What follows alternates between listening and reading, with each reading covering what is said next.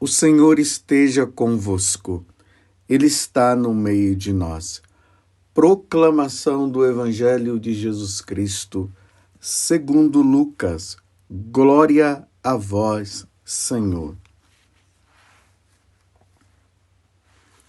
Naquele momento, Jesus exultou no Espírito Santo e disse: Eu te louvo, Pai, Senhor do céu e da terra, porque escondestes essas coisas aos sábios e inteligentes, e as revelastes aos pequeninos.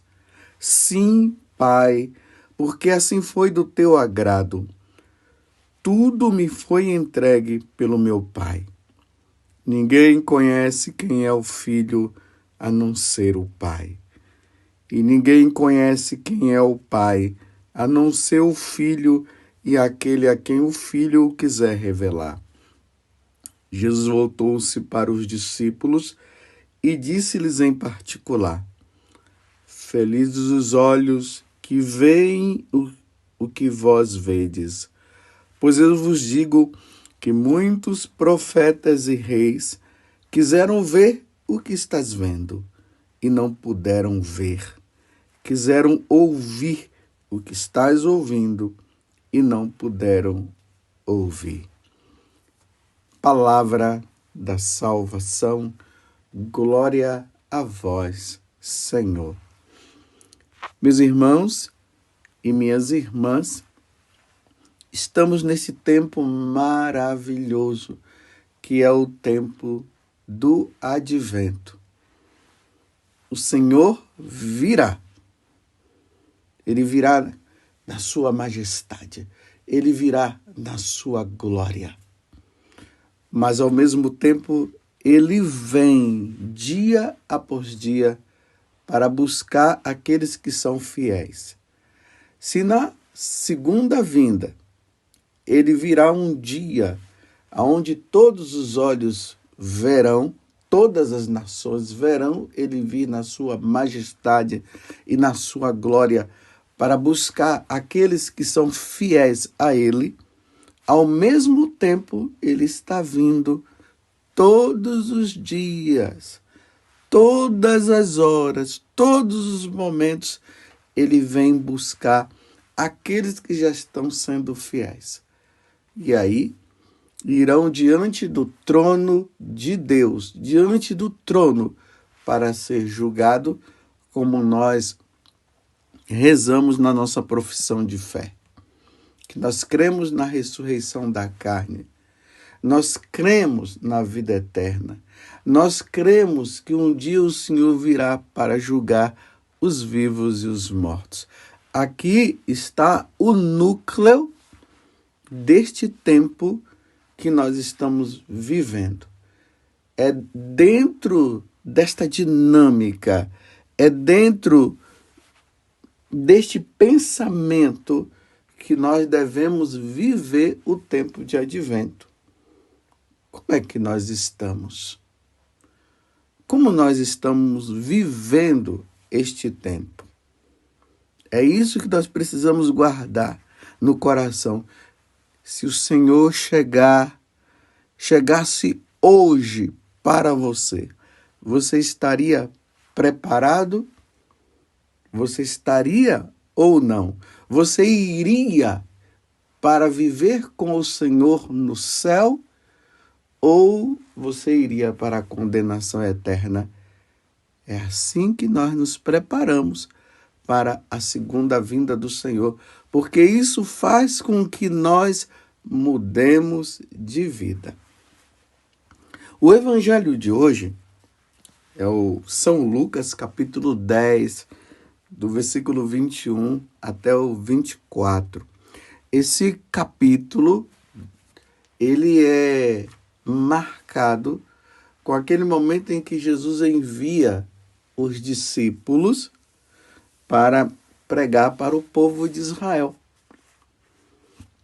Porque o povo de Israel aguardava a vinda do Messias. E era justo que o Senhor se apresentasse a ele. a eles. Era justo que o Senhor fosse a eles antes de se revelar para todas as nações. Como o povo de Israel já esperava, então Jesus faz esse primeiro envio.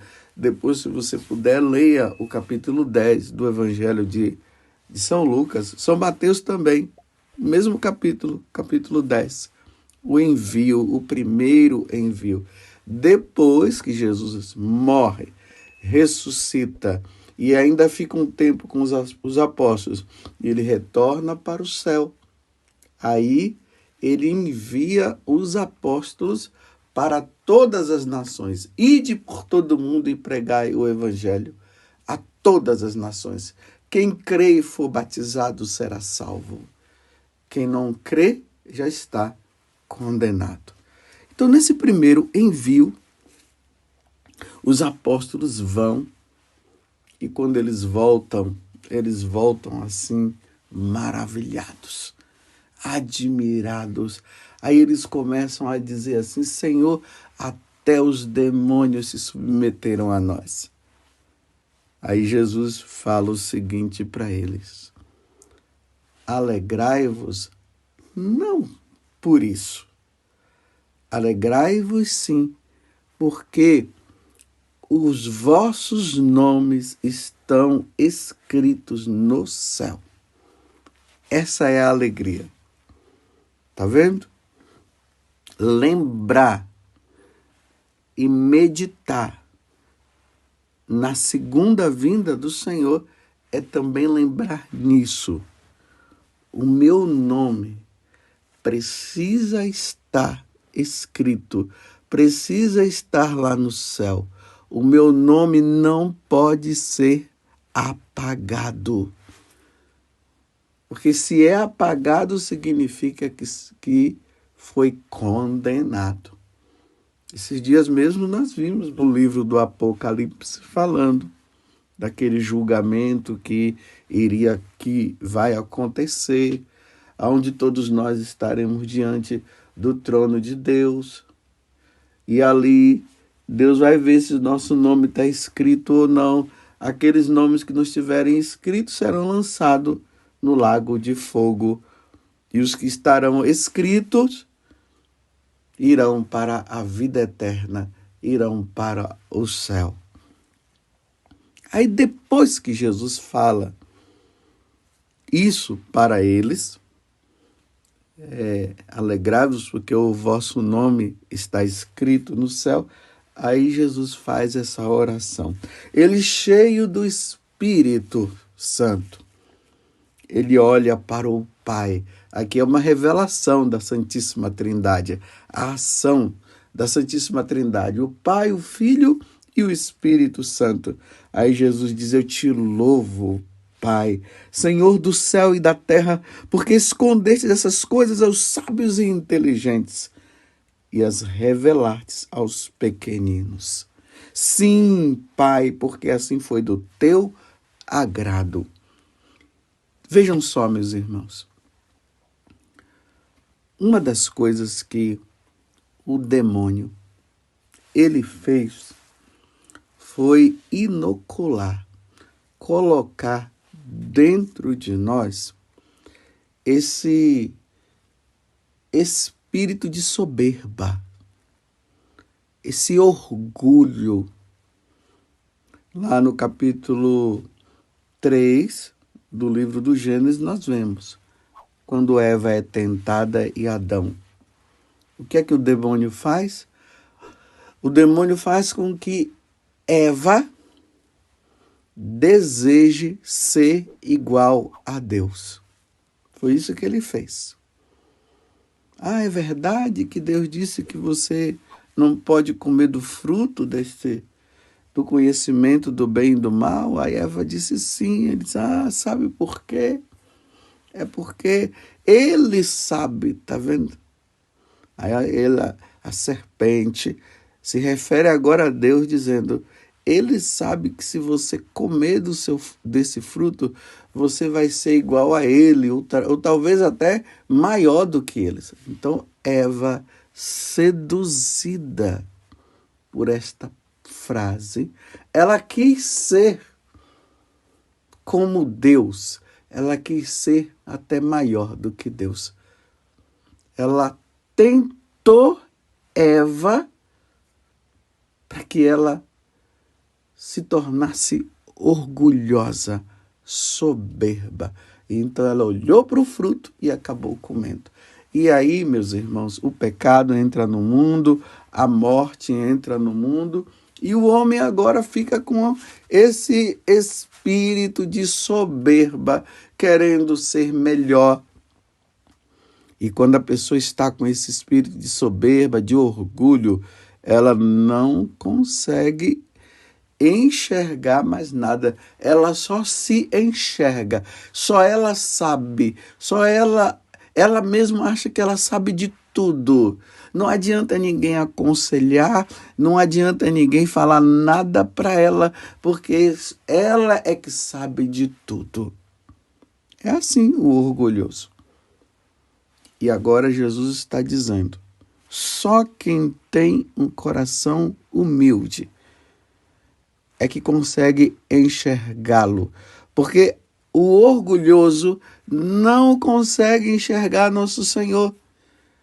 O orgulhoso não consegue compreender esse tempo que nós estamos vivendo, esse tempo de expectativa da segunda vinda do Senhor, esse tempo de reflexão, esse tempo de revermos como nós estamos. O orgulhoso não consegue enxergar. O humilde, sim. Aí Jesus se refere ao Antigo Testamento, os patriarcas, os profetas, os juízes, todos aqueles que prepararam a sua primeira vinda. Jesus diz assim, que eles desejaram ver o que os apóstolos estavam vendo. Vendo quem? Não é simplesmente aqueles milagres, os demônios sendo expulsos. Não, vendo a pessoa de Jesus, vendo a segunda pessoa da Santíssima Trindade, vendo aquele que é a solução para a nossa vida, vendo aquele que veio para nos libertar do pecado, vendo aquele que veio nos libertar das garras de Satanás. Então eles queriam ver e não viram, e Jesus está dizendo para os apóstolos ali: vocês estão vendo. Só quem tem o coração humilde percebe isso. Não é que Jesus esteja fazendo aqui simplesmente uma distinção e dizendo que o Pai separou os soberbos e os humildes. Não. Nós é que nos separamos. E agora ele está dizendo, só os humildes conseguem enxergar. Só os humildes conseguem ver. Até mesmo para que os soberbos e os orgulhosos despertem o desejo de ver, para que haja conversão, para que haja mudança de vida. Jesus está esclarecendo. Os orgulhosos não entrarão no reino dos céus, porque os orgulhosos não têm a capacidade, a humildade de se reconhecer pequeno. Porque ele sempre acha que ele é o grande, ele é o maior. Só ele sabe tudo, então ele não admite nada. Só o que ele compreende, só o que ele acha, como deve ser. O humilde não, o humilde abre o coração. E ele olha para Jesus, e olhando para Jesus ele diz, eu não sou nada, tu és tudo. Eu dependo de ti. A salvação minha só acontecerá se o Senhor me ajudar. Compreendeu, meus irmãos? Os orgulhosos não vão conseguir entender essas coisas. Só aqueles que abrirem o coração. Os orgulhosos não vão entender que Jesus virá com poder e majestade. Primeiro que para eles acham que Deus não existe, que isso é conversa fiada. Então eles não vão querer mudar mesmo. E aí, os soberbos perderão o céu. Os humildes ganharão o céu. Os soberbos não ganharão. Você compreende? Por isso que nesse tempo nós precisamos pedir esse coração humilde. E pedir a Deus, não permitas que o orgulho tome conta de mim. É assim que vai se vivendo esse tempo de expectativa, porque quando o Senhor vier, Ele vai levar os humildes. Os soberbos não se salvarão. Os orgulhosos não se salvarão. É interessante, aqui na primeira leitura, Isaías capítulo 11, do versículo 1 até o 10º. No versículo 3, o Senhor diz assim, o profeta Isaías, ele não julgará pelas aparências que vê, porque haverá o julgamento. Então, Deus, quando Ele vier na sua glória, e quando Ele vier para julgar os vivos e os mortos, Ele não vai julgar pelas aparências que vê, nem decidirá somente por ouvir dizer, mas Ele trará justiça para os humildes. Ele vai trazer justiça para os humildes. Porque os orgulhosos são injustos. Os orgulhosos imperam nesse mundo. Mas quando o Senhor vier, Ele vai trazer justiça para os humildes. E uma ordem justa para os homens pacíficos. Ele fustigará a terra com a força da sua palavra. E agora veja, e destruirá o mal com o sopro dos lábios. Os maus serão destruídos. Olha que nós estamos vivendo tempos terríveis. Quantas pessoas orgulhosas. Olha o cenário do Brasil hoje, meus irmãos. Quanto orgulho, quanta soberba. Pessoas se achando deuses. Decidem como quer. Não decidem como a lei exige, pede. A pessoa mesmo, elas mesmas vão criando em cima das leis que já está ali, vai julgando segundo o que acha. E olhe que o que é que Deus está dizendo aqui? Deus não vai julgar pelas aparências que vê, nem decidirá somente por ouvir dizer, mas trará justiça para os humildes. Ele vai trazer justiça aos que sofrem. Os que sofrem neste mundo, quando o Senhor vier, Ele vai levar para a glória. E lá não haverá mais sofrimento, lá não haverá mais dor, lá não haverá mais injustiça.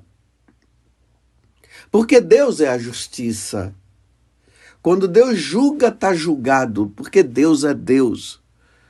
Deus não julga de forma errada. Deus julga sempre de forma certa. E nós seremos julgados pelos nossos atos, como diz São Paulo na carta aos Coríntios. Nós seremos julgados segundo os nossos atos. Se os nossos atos forem bons, nós seremos julgados pelos nossos atos bons. Se os nossos atos forem maus, nós seremos julgados pelos nossos atos maus. Então, vou ler de novo. Ele não julgará vamos relembrar, estamos no capítulo 11 de Isaías e o versículo é o 3. Ele não julgará pelas aparências que veem, nem decidirá somente por ouvir dizer, mas trará justiça para os humildes e uma ordem justa para os homens pacíficos. Aí vejo essa palavra aqui, fustigará a terra com a força da sua palavra. Que verbo é esse? O que significa fustigar? Fustigar significa bater com a vara, açoitar. É isso que significa. Por exemplo, o homem, quando ele está ali com o cavalo e o cavalo fica ali parado, não quer correr, aí o cavaleiro ali põe-se a fustigar seu cavalo. Ele começa a bater no cavalo até que o cavalo possa correr e ir com mais rapidez. Ele alerta o cavalo. É isso que significa. De uma maneira mais figurada, o fustigar significa admoestar alguém por incorreção no seu modo de pensar. É admoestar. Então voltemos ao que Isaías está falando, porque isso serve para a nossa reflexão neste tempo em que nós estamos vivendo, que é o tempo do advento, esse tempo que nós precisamos rever a nossa vida. Então, olha, ele fustigará a terra com a força da sua palavra e destruirá o mal com o sopro dos lábios. Ele vai admoestar. Agora é a justiça divina. Deus vai dizer assim, olha, eu te ensinei, eu mostrei o caminho, você não quis, pela sua soberba, pelo seu orgulho, vocês não quiseram me ouvir. Agora resta apenas a justiça, agora resta apenas o julgamento. E o julgamento será esse: afastai-vos de mim, porque toda oportunidade vocês tiveram. Vocês tiveram a oportunidade da minha palavra, a igreja que te ensinou, a vida dos santos. Vocês tiveram o ano litúrgico, o tempo da quaresma, o tempo da Páscoa, o tempo comum. Vocês tiveram o tempo do advento, o tempo de Natal. Vocês tiveram tudo isso para que vocês pudessem refletir. Vocês ouviram eu falando sobre essa geração perversa. Vocês ouviram eu dizer que essa geração teria um julgamento maior do que o povo de Sodoma, de Gomorra e também de Noé, que eu mandei Noé construir a arca e era para todos entrarem, mas não quiseram entrar e por isso foram lavados, foram mortos pela água, foram afogados. Tudo isso foi alerta que eu dei e vocês, com o coração fechado, não quiseram ouvir. Agora eu vim. E eu disse que eu viria para julgar os vivos e os mortos, e você fechou o coração. Vocês fecharam o coração. Agora não tem mais jeito. Agora é a hora da separação. Os bons, os que me serviram, os que me ouviram, irão comigo para o céu. E aqueles que não quiseram, irão para a condenação eterna. Entenderam, meus irmãos? Vocês entenderam? Recentemente, eu mandei uma mensagem para uma pessoa. E eu dizia assim para essa pessoa: eu estava no domingo pensando o porquê do seu desaparecimento. Fiquei preocupado. Será que estás abandonando a Deus? Será que o inimigo está te seduzindo como seduziu Eva? Será que a tentação está mais forte? Eu não sei. Eu dizendo para essa pessoa: só sei que estou preocupado contigo. Aí eu peguei aquela frase de Jesus: de que adianta o homem ganhar o mundo inteiro e perder a sua alma. Aí eu dizia para essa pessoa: estamos no advento, tempo de repensar a vida. Jesus virá, ou para o julgamento universal ou pessoal. Veja e medite. Veja e medite.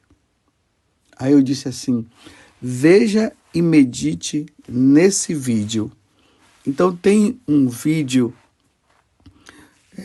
no YouTube que se chama O Julgamento de uma Alma. É uma visão de Santa Brígida. Se vocês puderem, não, claro que você pode, né? Não é possível que você não tenha tempo para isso, tem tempo para tanta coisa. Então, pesquise esse vídeo, O Julgamento de uma Alma, segundo a visão de Santa Brígida. E ali você vai ver vários vídeos, você vai ver aquele de 15 minutos e alguns segundos.